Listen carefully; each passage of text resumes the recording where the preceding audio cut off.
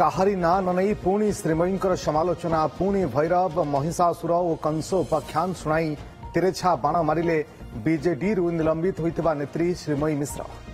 श्रीमयी पूजा पेंडाल बुलिबा बेले गतकाली भली आज भी पुराण उपाख्यान दे समालोचना करने को पछाई नाहंती। श्रीमयी कहा ना ननईथिले मध्य जड़े व्यक्ति जितेबले सर्वशक्तिमान बोली भावे मो विरोध में कहीं जाई पारिबेनी बोली कहे सेतेबेले तांको गर्व भांगिबाकू भगवान आसंती बोली कहिसेंती। से आहुरी मध्य कहिसेंती जे मनुष्यर आत्मा को बाधिले ताकू भगवान सहंती नाही।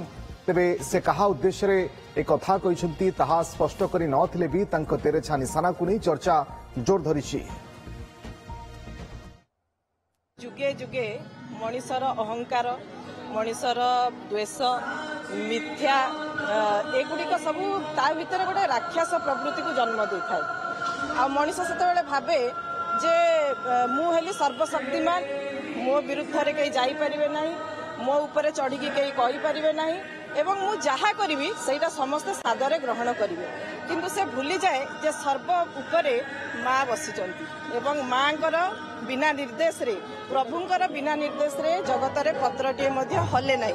तेणुकरी सेई अहं भाव को माने मनीष भितर विलोप करने माँ पृथ्वी को आसती भगवान विष्णु मध्य पृथ्वी को आसती विभिन्न अवतार नियंती। आपण देखिथिबे वैष्णोदेवी रे भैरव को वध करथिले माँ एठी आम समस्त देखुछु मृण्मयी मृत्यु रे जे महिषासुर को माँ वध करिसंती कंस को भगवान वध करथिले। तो विभिन्न समय रे रावणर 10टी मुंड आउ काली आबे देखिबा रावण पोड़ी रे जळुची।